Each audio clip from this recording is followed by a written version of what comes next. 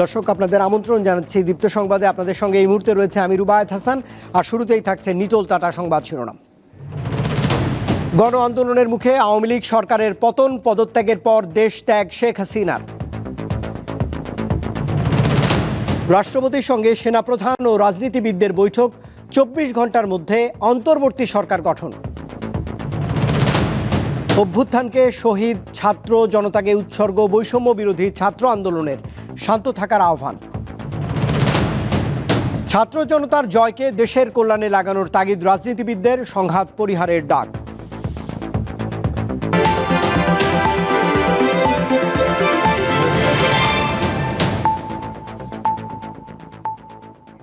এবারে পুরো আয়োজনে যাচ্ছি।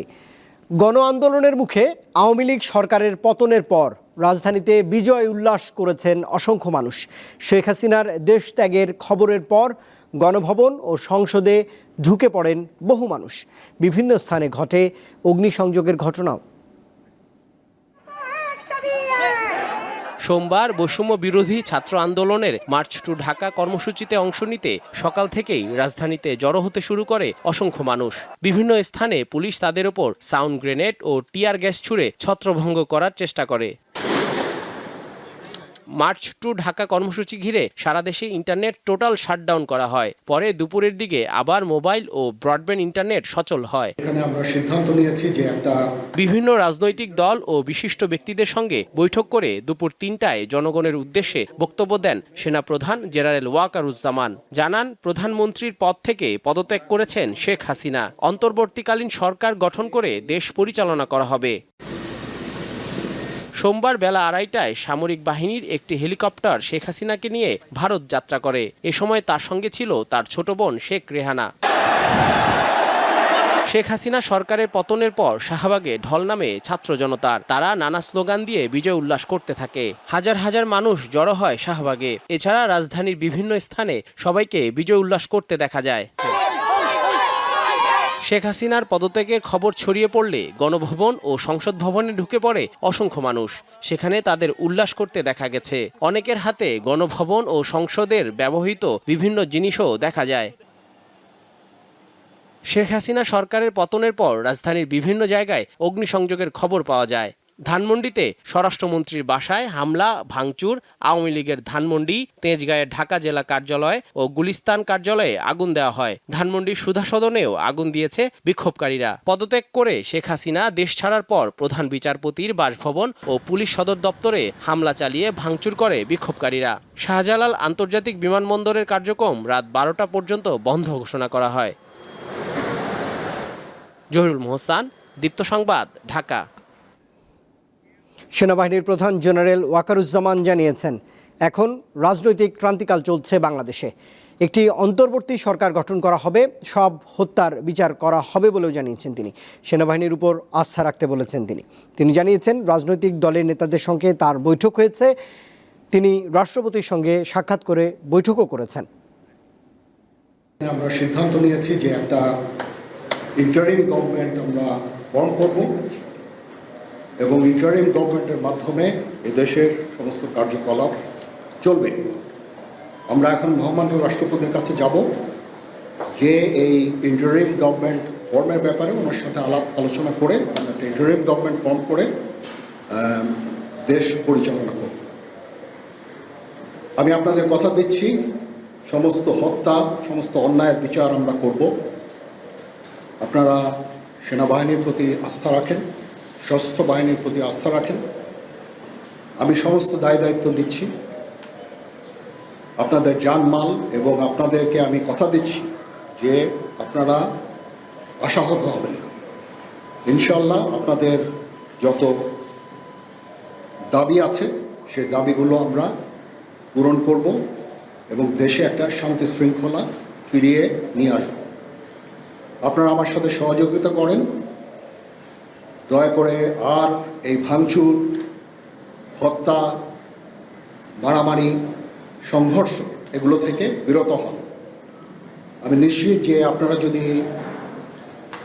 আমার কথা মতো চলেন, আমাদের সাথে যদি একসাথে যদি কাজ করি আমরা, নিঃসন্দেহে আমরা একটা সুন্দর পরিণতির দিকে আমরা অগ্রসর হতে পারি।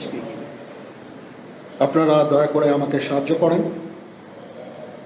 মারামারি করে এই সংঘাতের মাধ্যমে আমরা আর কিছু অ্যাচিভ করতে পারবো না, আর কিছু আমরা পাবো না। সুতরাং দয়া করে আপনারা সমস্ত ধ্বংসযজ্ঞ, সমস্ত অরাজকতা, সমস্ত সংঘর্ষ থেকে বিরত হন এবং ইনশাআল্লাহ আমরা সবাই মিলে একটা সুন্দর ভবিষ্যতের দিকে আমরা অগ্রসর হব। প্রতিটা হত্যার বিচার করা হবে, প্রতিটা অন্যায়ের বিচার হবে। আমরা আজকে সুন্দরভাবে কথা বলেছি, সমস্ত দলের প্রধান দলের নেতারা এখানে উপস্থিত ছিলেন। আমি ওনাদের ইনভাইট করেছিলাম এখানে। ওনারা ভেরি নাইস অফ দেম যে ওনারা এসেছেন অ্যান্ড আমরা একটা সুন্দর আলোচনা করেছি এবং এই আলোচনাটা ফলপ্রসূ হবে বলে আমি মনে করছি এবং আমরা একটা সুন্দর একটা ইন্টারিম গভর্নমেন্ট ফর্ম করে আমরা দেশ পরিচালনা করব। মাননীয় প্রধানমন্ত্রী পদত্যাগ করেছেন এবং এখন একটা ইন্টারিম গভর্নমেন্ট ফর্ম করে আমরা আমাদের কার্যক্রম পরিচালনা করব। আপনারা একটু ধৈর্য ধরেন, আমাদেরকে কিছু সময় দেন।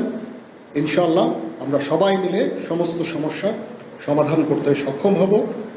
আপনারা আর এই সংঘাতের পথে যাবেন না এবং শান্তি শৃঙ্খলার পথে ফেরত চলে আসেন। আমাদের দেশের অনেক ক্ষতি হচ্ছে, অর্থ সম্পদের ক্ষতি হচ্ছে, জানের লোকজন মারা যাচ্ছে। তো এগুলো থেকে আপনারা বিরত হন এবং আমাদের সাহায্য করেন। আমি সমস্ত দায়িত্ব নিচ্ছি, আপনারা আমাকে সাহায্য করেন। সবাইকে ধন্যবাদ। আল্লাহ হাফিজ। দর্শক, এই মুহূর্তে দেশের সার্বিক পরিস্থিতি নিয়ে কথা বলবো সেনাবাহিনীর অবসরপ্রাপ্ত মেজর জেনারেল শাহিদুল হকের সঙ্গে। ভার্চুয়ালি তিনি আমার সঙ্গে যোগ দিয়েছেন। জনাব শাহিদুল হক, আপনাকে আমন্ত্রণ জানাচ্ছি দীপ্ত সংবাদের এই আয়োজনে। আপনার কাছে সরাসরি জানতে চাই, ছাত্র জনতার বিজয়কে আপনি কিভাবে মূল্যায়ন করছেন, এটি দিয়ে আসলে শুরু করতে চাই। আমি দুঃখিত, আপনার এটা কেটে যাচ্ছে। নিশ্চয়ই জনাব শাহিদুল হক, আপনাকে আমন্ত্রণ জানাচ্ছি আমি আমাদের সংবাদের এই আয়োজনে। জানতে চাইছি যে ছাত্র জনতার বিজয়কে আপনি কিভাবে দেখছেন?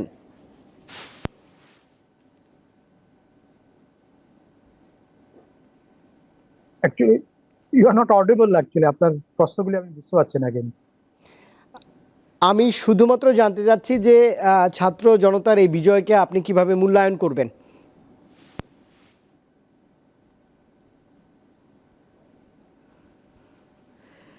স্যার, আমি জানতে চাইছিলাম যে ছাত্র জনতার এই বিজয়, সেটিকে আপনি কিভাবে আসলে মূল্যায়ন করছেন? আচ্ছা, থ্যাংক ইউ ভেরি মাচ। আমি সর্বপ্রথম আমি বলবো যে আজকে যে বিজয়টা, এটা একটু kind of mixed feeling. Mixed feeling বলতে এই জন্য আমি বোঝাতে চাচ্ছি, আমি আমার জানা মতে, আমার দেখার মতে, আমার পড়ার মধ্যে আমি এত বড় স্যাক্রিফাইস বাই ইউথ আমি কোথাও দেখি নাই। এবং এটা ম্যাসিভ একটা স্যাক্রিফাইস এবং ওর মাধ্যমে এই বিজয়টা এসছে। এবং এটার জন্য আমরা 300 জন মতো বাচ্চা এবং ইয়াং হারিয়ে এই বিজয়টা এসছে। এইটা আমি অ্যাকচুয়ালি এখনো রিকনসাইল করতে পারছি না। এটা সাচ এ বিগ একটা ইয়ে। এবং ওই বাচ্চারা যারা নাকি they don't have any political affiliation, এটা হলো আমার কাছে একটা বিগ রিকনসিলেশনের একটা আমি একটা ন্যারেটিভ খুঁজতেছি কিভাবে আমি এটাকে রিকনসাইল করব। নাম্বার 1। নাম্বার 2 হলো, আমি বলবো যদি বলেন আপনি বা অন্যভাবে, আমি এই ইয়ারটা যদি জাস্ট যদি বেরিয়ে এসে যদি আমি বলতে চাই যে আমি বলবো এটা একটা সেকেন্ড লিবারেশন, স্বাধীনতা বলবো আমি। বিকজ এখানে যেভাবে এই বাচ্চারা উইদাউট পলিটিক্যাল অ্যাফিলিয়েশন যা অ্যাচিভ করেছে, এটা কিন্তু আনবিলিভেবল। এই জন্য আমি অফকোর্স যারা নাকি এই ইয়াতে শহীদ হচ্ছেন তাদেরকে উৎসর্গ, অফকোর্স এটা ওদেরই প্রাপ্য এই বিজয়টা। বাট আমরা যারা বাংলাদেশিরা, আমি বলবো কি আমরা একটা এখানে ধরেন আমরা স্বাধীনতা পেয়েছি আর কি। ওই ইয়েটা যদি আমি বলতে পারি যে নতুন ভাবে আমরা স্বাধীনতা পেয়েছি। এটা হলো আমার প্রথম ইয়ে, যেটা নাকি আপনার বিশ্লেষণটা যেটা বললেন। তারপরের বিশ্লেষণটা বলবো আমি যে এই 300 জনের মতো ইউথ এবং বাচ্চা হারিয়ে যাওয়ার পরেও আমি বলবো আজকে একটা বিরাট আমি আমি মানে আমি পার্সোনালি কিন্তু দুবার এই এই ধরনের সিচুয়েশনে পড়েছিলাম। একবার পড়েছিলাম জান এরশাদের 90 দশকে, এবং যেখানে নাকি আজকে এয়ারপোর্টটা, এখানেই আমি ছিলাম প্যারেড গ্রাউন্ডে, তখন একটা এই সময় ছিলাম। আরো দুটা ছিল যেটা নাকি পরবর্তীতে আমি দেখেছি কিভাবে এই এই সিচুয়েশন গুলি ডেভেলপ করে।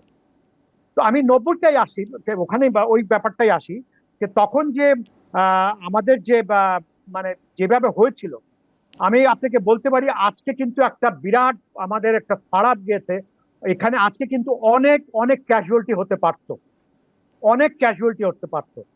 এটার আমি কৃতিত্ব দিব জন ওয়াকারের, জন ওয়াকারকে এবং বাংলাদেশ সেনাবাহিনীকে আমি কৃতিত্ব দিব।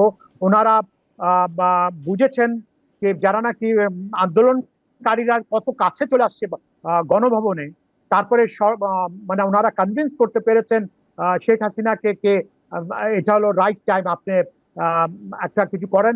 যদি ওটা না হতো আমি আমি চিন্তা করতে পারছি না যে ক্যাজুয়ালিটির সংখ্যাটা, বিকজ ওখানে কিন্তু 3টা লেয়ারে কিন্তু ইয়ে ছিল, সিকিউরিটি ছিল। প্রথম ধরেন একটা তো ইনার কর্ডন, সেকেন্ড, থার্ড, ওখানে কিন্তু মানে বাংলাদেশ সেনাবাহিনীর কিন্তু একটা বিরাট ফোর্স ছিল। এখন আপনি চিন্তা করে দেখেন যদি ওখানে যদি আসতো, মানে যদি জনগণ যদি ওখানে অ্যাটাক করতো, তখন একটা এই সিচুয়েশনটা আপনারা জাস্ট চিন্তা করে দেখেন how dangerous it would have been. নিশ্চয়ই হিউজ ক্যাজুয়ালিটি। বাংলাদেশের জন্য তো এক নতুন বাংলাদেশের সূচনা আসলে হলো। আপনি কথা বলতে যে অনেকটাই আবেগ আপ্লুত হয়ে যাচ্ছেন। আমি একটু জানতে চাই যে গণ আন্দোলনের পর বিভিন্ন স্থানে আমরা এখন এই মুহূর্তে দেখছি যে হামলা, ভাঙচুর, লুটপাটের ঘটনাগুলো ঘটছে। যদিও আমাদের দেশের শীর্ষ রাজনীতিকরা, সেনাপ্রধান নিজেও জানিয়েছেন, আহ্বান জানিয়েছেন এগুলো থেকে যেন সবাই সাধারণ মানুষ দূরে থাকে। পরিস্থিতি নিয়ন্ত্রণে আসলে কি করণীয় রয়েছে একটু যদি আপনি পরামর্শ দিতেন।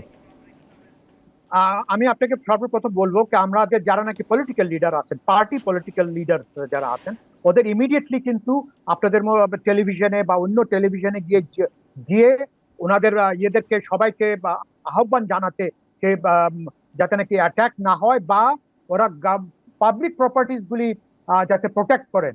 এবং এই এই একই ধরনের কিন্তু ঘটনা ঘটেছিল 90 দশকে, তখন কিন্তু জনগণই কিন্তু প্রোটেকশন দিয়েছিল। বাংলাদেশ সেনাবাহিনী তো অনেক কম, সেনাবাহিনী কোথায় থাকবে, কত জায়গায় থাকবে? হ্যাঁ, এখানে কিন্তু জনগণের নাম্বার 1, নাম্বার 2 হলো পুলিশ হলো আমাদের একটা বিগ ফোর্স, এবং আনসার হলো one of the biggest force. ওরা কিন্তু কোথাও নাই মাঠে। এই জিনিসটা কিন্তু পুলিশ যারা প্রধান আছেন ওনাদের, they should take command of their forces, Ansar should take command of their forces. ওনারা কোথায় গেল? এবং রাজনীতিবিদরা কিন্তু ঘন ঘন এসে ওনাদের ইয়েদেরকে মানে ওনাদের ওয়ার্কারদেরকে বলতে যাতে নাকি ওনারা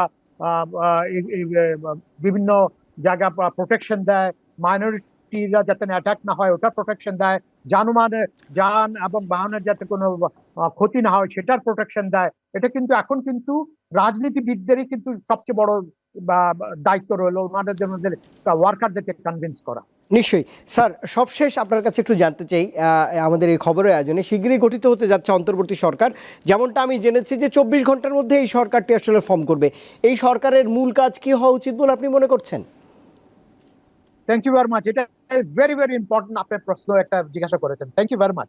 আমি ইনফ্যাক্ট আমি বলি, হ্যাঁ অফকোর্স আপনি একটা জিনিস যে অনেকে দেখছি কেউ অনেক জায়গায় অনেক টেলিভিশনে দেখছি কেউ বলছে কি সেনাবাহিনী শাসন ভার নিয়েছে। That's actually misinterpretation of what John Walker say. সেনাবাহিনী এখানে সেনাবাহিনী এখানে একটা কাইন্ড অফ কোঅর্ডিনেটর, যাতে নাকি ডিফারেন্ট হেডস একসাথে মিলিত করা হলো এখানে প্রধান কাজ।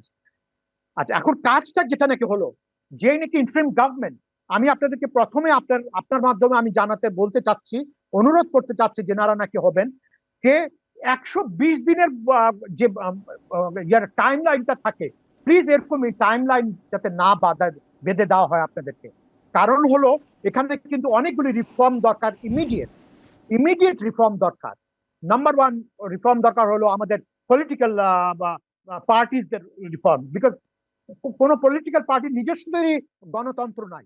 ভোটিং হলে তো একই কাজ রইলো, একই কাজ হয়ে গেল, বা ভোট দিল আবার এই একই জিনিস রিপিট হবে, তাহলে তো কোনো লাভ হলো না। এটা হলো আমাদের, এটা কনভিন্স করা, নেগোসিয়েশনে কিন্তু এটা আসা উচিত। 2 নম্বর হলো ইলেকশন কমিশন কিন্তু আমাদের ইমিডিয়েটলি রিফর্ম করা উচিত। এবং আমাদের যেটা নাকি সবচেয়ে মোস্ট কন্ট্রোভার্সিয়াল, আমাদেরকে কি ইলেকট্রনিক ভোটিং এ যাব আমরা, না বা ব্যালট বক্সে যাব, এই জিনিসটা কিন্তু এখনই করে নিতে হবে, বিকজ পরবর্তী দেখা গেল একই জিনিস আবার রিপিট হতে যাবে।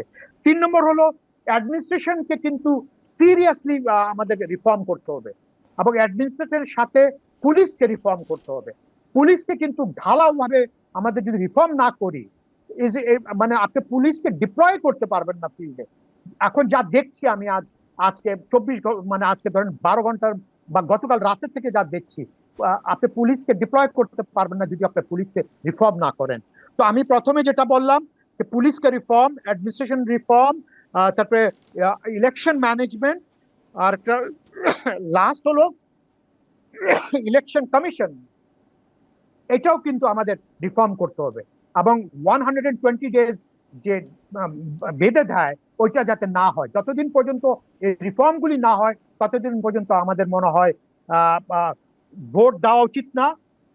এটা তো একটা কথা। আর দুই কথা, 120 দিনে এই যে ইকোনমির যে দুরবস্থা, যেটা এই 120 দিনে মানে এটাকে কারেক্ট করা কিন্তু ভেরি ডিফিকাল্ট হবে যেনারা আসবেন তত্ত্বাবধায়ক সরকারে। এটাই হলো আমার প্রথম সাজেশন থাকবে টু যেনারা আসবেন বা ইন্টারিম গভর্নমেন্টে। নিশ্চয়ই দুর্নীতি প্রতিরোধ করে নতুন বাংলাদেশ এগিয়ে যাবে এমন প্রত্যাশা থাকছে। জনাব শাহিদুল হক, অসংখ্য ধন্যবাদ স্যার। আপনার এই মতামতগুলো আমরা আগামীতেও পেতে চাই বাংলাদেশের কল্যাণের জন্য। অসংখ্য ধন্যবাদ, আপনি আমাকে সময় দিয়েছেন মূল্যবান। ভালো থাকবেন, অন্যদিন নিশ্চয়ই আবারও কথা বলবার সুযোগ হবে। দর্শক, সাবেক সেনাবাহিনীর অবসরপ্রাপ্ত মেজর জেনারেল শাহিদুল হকের সঙ্গে আমি কথা বলবার চেষ্টা করছিলাম। তিনি বিভিন্ন দিক নির্দেশনা দিয়েছেন আগামীর বাংলাদেশের জন্য। দর্শক, আপনারা এই মুহূর্তে দেখছেন দীপ্ত সংবাদ। দর্শক, এই মুহূর্তে জাতির উদ্দেশ্যে ভাষণ দিচ্ছেন মহামান্য রাষ্ট্রপতি মোহাম্মদ শাহাবুদ্দিন। সরাসরি তার বক্তব্যে যাচ্ছে। বন্দীদের মুক্তি দেওয়া হবে, বৈষম্য বিরোধী ছাত্র আন্দোলনের নিহতদের পরিবারদের ক্ষতিপূরণ প্রদান ও আহতদের সুচিকিৎসার প্রয়োজনীয় সকল সহায়তা দেওয়া হবে। সর্বসম্মতিক্রমে বিএনপির চেয়ারপারসন বেগম খালেদা জিয়াকে মুক্তি দেওয়ার সিদ্ধান্ত নেওয়া হয়। প্রিয় দেশবাসী, আমি দেশের আইন শৃঙ্খলা পরিস্থিতি স্বাভাবিক করতে এবং লুপ্তরাজ ও ধ্বংসাত্মক কর্মকাণ্ড বন্ধ করতে রাজনৈতিক দলগুলোর প্রতি আহ্বান জানাচ্ছি। জনগণের জানমাল ও রাষ্ট্রীয় সম্পদ রক্ষায় সশস্ত্র বাহিনীকে কঠোর পদক্ষেপ নেওয়ার নির্দেশ প্রদান করছি। সাম্প্রদায়িক সম্প্রীতি ও সংখ্যালঘুদের নিরাপত্তা নিশ্চিত করতে এবং সরকারি সম্পত্তি রক্ষায় সকলকে এগিয়ে আসার আহ্বান জানাচ্ছি। দেশের অর্থনীতি, প্রশাসন ও শিল্প কল কারখানা চালু রাখার লক্ষ্যে সকলকে কার্যকর ভূমিকা রাখার আহ্বান জানাই। ছাত্র নেতৃবৃন্দ ও শিক্ষকদের সাথে আলোচনা সাপেক্ষে অতি শীঘ্রই শিক্ষা প্রতিষ্ঠানগুলি খুলে দেওয়া হবে। এছাড়া যারা হত্যা ও সহিংসতার সাথে জড়িত নিরপেক্ষ তদন্তের মাধ্যমে তাদেরকে আইনের আওতায় আনা হবে। গণপ্রজাতন্ত্রী বাংলাদেশের সংবিধান অনুযায়ী অনতি বিলম্বে বর্তমান সংসদ বিলুপ্ত করা হবে। দেশের সকল অফিস আদালত আগামীকাল থেকেই স্বাভাবিকভাবেই চলবে।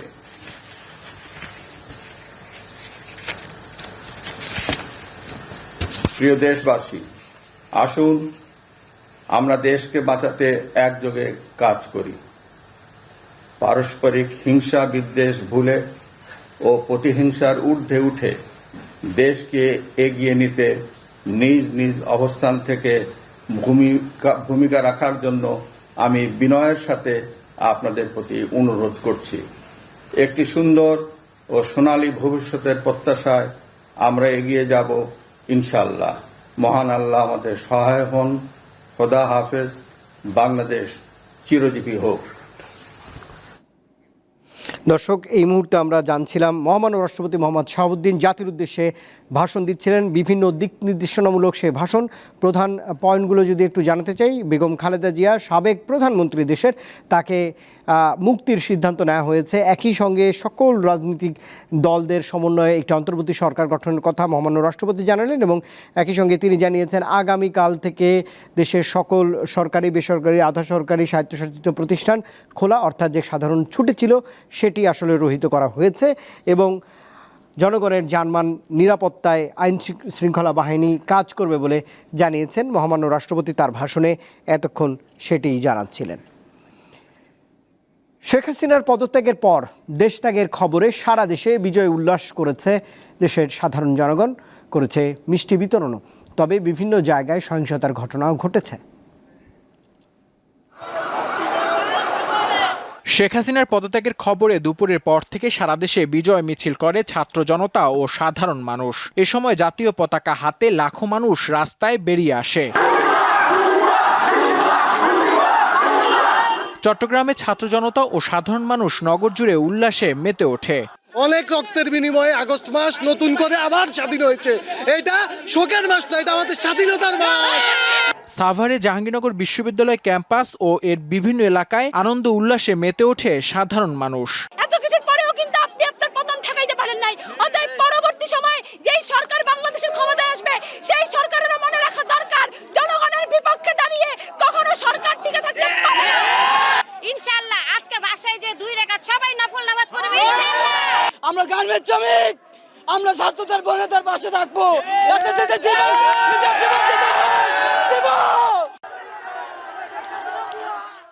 শেখ হাসিনার পদত্যাগে বরিশালে সবার মাঝে রান্না করা খাবার বিতরণ করা হয়। শেখ হাসিনার পদত্যাগ ও দেশ ছাড়ার খবরে উল্লাসে মেতেছে খুলনার মানুষ। নগরীর শিববাড়ি মোড়ে জড়ো হয়ে বিজয় স্লোগান দেয় সবাই। শেখ হাসিনার পদত্যাগ ও সেনাবাহিনী দেশের দায়িত্ব গ্রহণের খবরে উচ্ছ্বসিত হাজারো জনতা সুনামগঞ্জের বিভিন্ন পয়েন্টে আনন্দ মিছিল বের করে। শেখ হাসিনার দেশত্যাগের খবরে নওগাঁ শহরের কাজীর মোড়ে বিজয় উল্লাস করে হাজারো ছাত্র জনতা। তবে বিজয় উল্লাসের পাশাপাশি বিভিন্ন জায়গায় হামলা ও ভাঙচুরের ঘটনা ঘটেছে। সাভার ও আশুলিয়ায় সংঘর্ষে নারীসহ 11 জন মারা গেছে। গুলিবিদ্ধ হয়ে হাসপাতালে ভর্তি সাংবাদিক, শিক্ষার্থী সহ 250-রও বেশি মানুষ। নূর আলম, দীপ্ত, বার্তাকক্ষ। এদিকে উদ্ভূত পরিস্থিতির সুযোগ নিয়ে কেউ যেন রাষ্ট্রীয় স্থাপনা ভাঙচুর ও লুটপাট করতে না পারে তা নিশ্চিত করতে ছাত্র জনতার প্রতি আহ্বান জানিয়েছেন বৈষম্য বিরোধী ছাত্র আন্দোলনের সমন্বয়ক নাহিদ ইসলাম। সোমবার রাতে রাজধানীর তেজগাঁওয়ে সংবাদ সম্মেলনে সমন্বয়করা বিভিন্ন ইস্যুতে গণমাধ্যমের সঙ্গে কথা বলেন। এ সময় তারা সবার উদ্দেশ্যে বলেছেন, শান্তিপূর্ণভাবে রাজপথে থাকতে হবে চূড়ান্ত ঘোষণা না আসা পর্যন্ত। রাষ্ট্রীয় সম্পদ জনগণের, তা রক্ষা করার কথাও তারা জানিয়েছেন। সমন্বয়করা জানিয়েছেন তারা দেশের নতুন রাজনৈতিক বন্দোবস্ত করতে চান। সব কিছুর পুনর্গঠন করার কথা বলে সুষ্ঠু নিরপেক্ষ নির্বাচন করে গণতান্ত্রিক সরকার উপহার দেওয়ার উপর জোর দেন এই সমন্বয়করা। আন্দোলন সফল করার জন্য বাংলাদেশের আপামর জনসাধারণকে কৃতিত্ব দেন আরেক সমন্বয়ক সাজ্জিস আলম। ছাত্র জনতার প্রতি যে দেশের সম্পদ, মানুষের জীবনের নিরাপত্তা নিশ্চিত করার দায়িত্ব আমাদের। সেক্ষেত্রে আমাদের যেই সংখ্যালঘু কমিউনিটি রয়েছে তাদেরকে বিশেষভাবে আমাদের নিরাপত্তা দেওয়ার ব্যবস্থা করতে হবে, যাতে কেউ এখানে কোনো ধরনের চক্রান্ত করার সুযোগ না পায়। এবং আমরা আহ্বান জানাচ্ছি যে জনতাকে, যাতে সাংবাদিক ভাইদের বা সংবাদদের কর্মীদের প্রতি আপনারা কোনো ক্ষোভ রাখবেন না, তাদেরকে নিরবিচ্ছিন্নভাবে তাদের কাজ করার সুযোগ করে দিবেন। তাদেরকে যথাযথ নিরাপত্তা দিয়ে যাতে তারা তাদের কাজ করতে পারে সেই বিষয়টি নিশ্চিত করবেন সারা দেশের সকল স্থানে। চলমান সার্বিক পরিস্থিতিতে দেশের সর্বস্তরের জনগণকে শান্ত থাকার আহ্বান জানিয়েছেন বিএনপির মহাসচিব মির্জা ফখরুল ইসলাম আলমগীর। রাতে বঙ্গভবনে বৈঠকের পর ব্রিফিংয়ে তিনি এই আহ্বান জানিয়েছেন। 16 বছর আমরা এই স্বৈরাচারী সরকারের বিরুদ্ধে সংগ্রাম করছি, লড়াই করছি। ইতিমধ্যে তারা আমাদের দেশনেত্রী বেগম খালেদা জিয়া, আমাদের চেয়ারপারসন, তাকে অন্যায়ভাবে সাজা দিয়ে তাকে কারাগারে পাঠিয়েছে। আমাদের হাজার হাজার নেতা কর্মীকে তারা অন্যায়ভাবে সাজা দিয়ে জেলে দিয়েছে। আমাদের প্রায় 60 লক্ষ মানুষের বিরুদ্ধে তারা মিথ্যা মামলা দিয়েছে।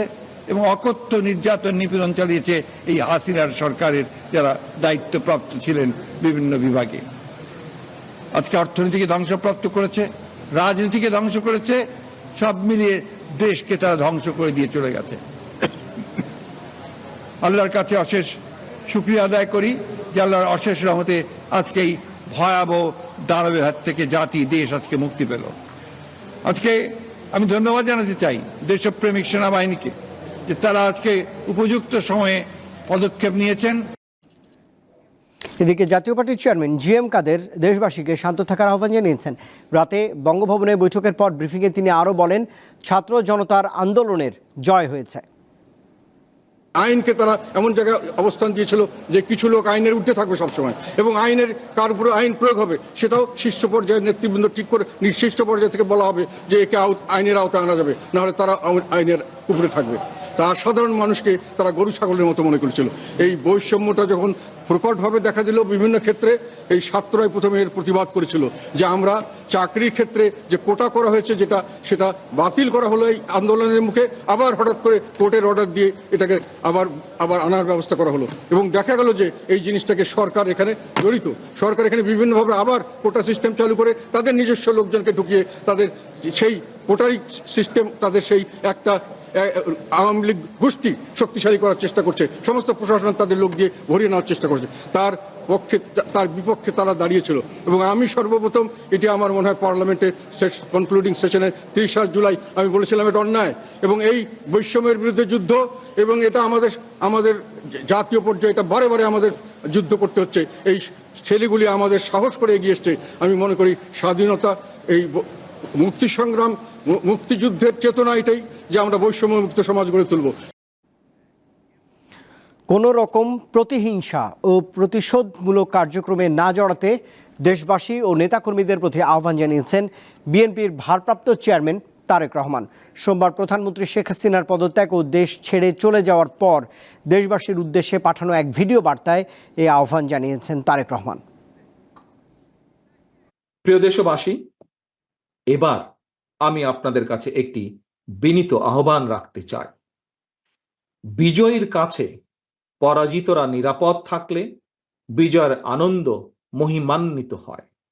সুতরাং বিজয়ের এই আনন্দঘন সময়ে রাহুমুক্তির এই ঐতিহাসিক মুহূর্ত শান্তভাবে উদযাপন করুন।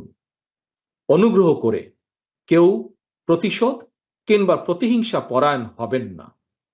কেউ নিজের হাতে দয়া করে আইন তুলে নেবেন না। অর্জিত বিজয় যাতে লক্ষ্যচ্যুত না হয় সে ব্যাপারে জনগণকে সতর্ক দৃষ্টি রাখতে হবে। আর দর্শক, এই ছিল এখনকার মতো দীপ্ত সংবাদের আয়োজনে। সংবাদ শেষ করছি, তবে শেষ করার আগে নিটোল টাটা সংবাদ শিরোনাম জানাবো আরেকবার। গণ আন্দোলনের মুখে আওয়ামী লীগ সরকারের পতন, পদত্যাগের পর দেশ ত্যাগ শেখ হাসিনার। রাষ্ট্রপতির সঙ্গে সেনাপ্রধান ও রাজনীতিবিদদের বৈঠক, 24 ঘন্টার মধ্যে অন্তর্বর্তী সরকার গঠন। অভ্যুত্থানকে শহীদ ছাত্র জনতাকে উৎসর্গ, বৈষম্য বিরোধী ছাত্র আন্দোলনের শান্ত থাকার আহ্বান। ছাত্র জনতার জয়কে দেশের কল্যাণে লাগানোর তাগিদ রাজনীতিবিদদের, সংঘাত পরিহারের ডাক।